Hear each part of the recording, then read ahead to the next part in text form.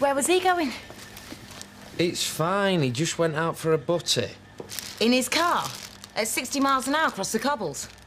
You serious? Yes. What's going on? I don't know.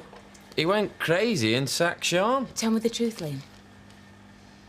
Everything's under control. The staff are on the doorstep and the boss is off his head. Oh, yeah. That's really what I call a steady ship.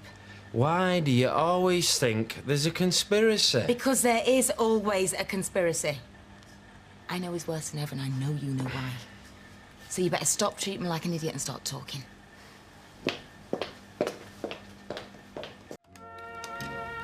But if you won't tell me anything, I'll just have to keep on trying, won't I? Paul, it's me, again. Call us the second you get this. Fastest growing retailer in the Northwest. 4 new stores opening across the region. He gets the head buyer to buy, and the second she's due to turn up, he goes off. Paul, please switch your mobile on and just get back here as soon as you can. All right? You know as much as any of us. His nephew goes joyriding, and suddenly he's, what, tortured by memories of the crash. Don't you think that'll strike me as lame? Even me, Liam. We'd both put that night to the back of our minds. He just lets things get to him. You never were a decent liar, kid. I still hold your 21st against you.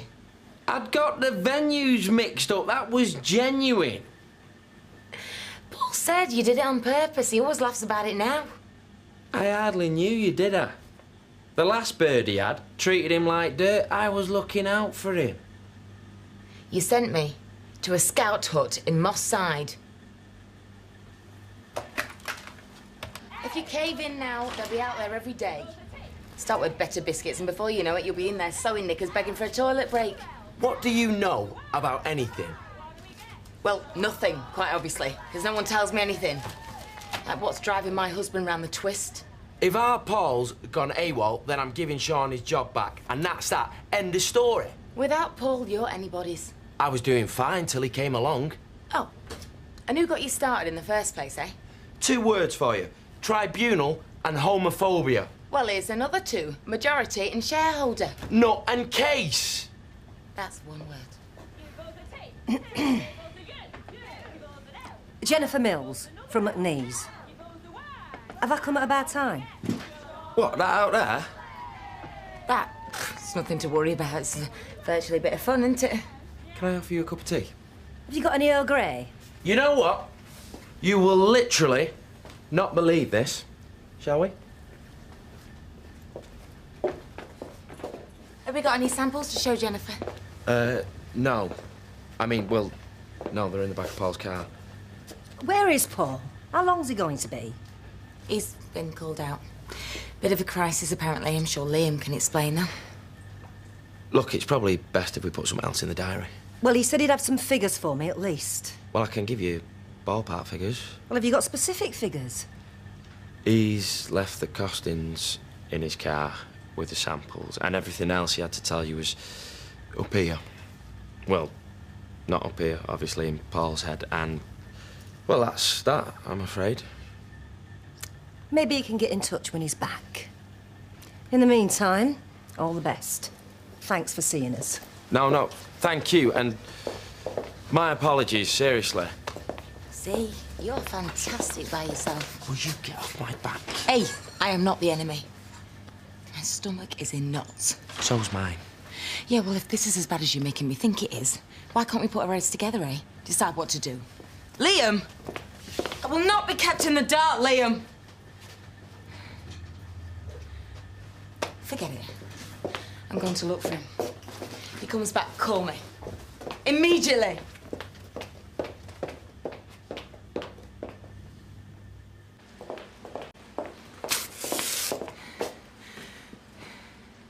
Still no sign of him at home. His mobile switched off. Tried all his mates. Usual dives. All that stuff about me earlier. Who was it who tried to stop me being his best man? Why bring that up now? Why bring up my 21st? To prove how you're always colluding, keeping secrets and lying to me. Liam, I know this is about the crash, but there's more to it, isn't there? Isn't there? Yeah.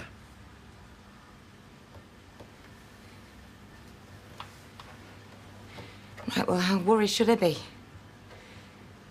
I mean, what, are we talking about a crime? Do you remember my best man speech? Yes, I remember your jokes about my perm.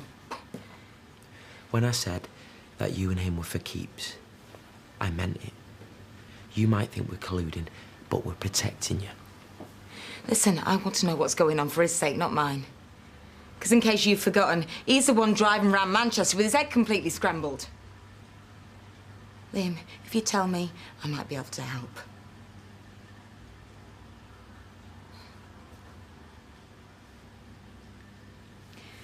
I'm going to give you 10 minutes.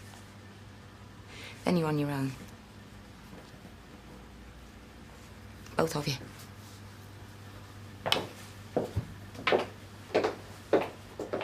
There's a funeral in the town. Some guy from the top estate. Seems they found him under a train. And yet he had his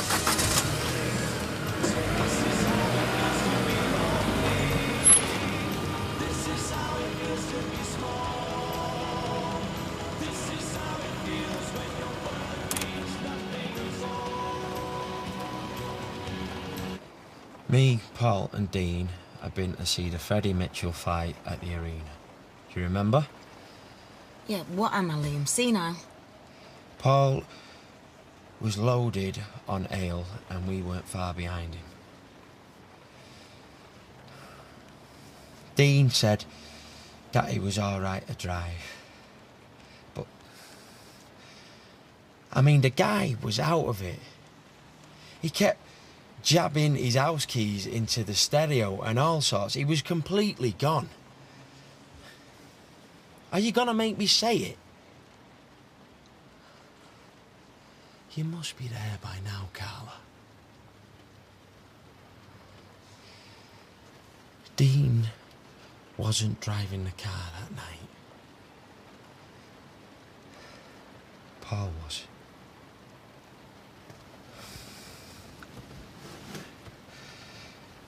When he crashed it, when the car finally stopped moving and we saw Dean, his eyes were...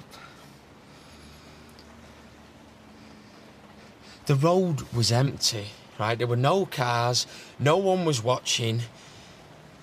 So we dragged his body and we put it in the driver's seat, all right? I remember his face in the hospital. They were treating him for shock. I bet they were. But I still think we did the right thing. And I still think the right thing is not to tell Michelle anything about it. I remember her face and all. Liam.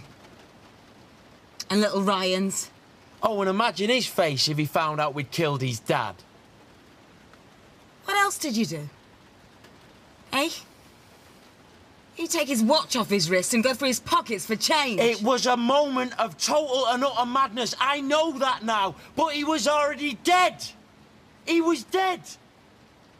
What did you expect us to do? It was either that or Paul goes to prison for death by dangerous driving. Which would you prefer, Carla? Do not bring me into this. You have forced me into this all day.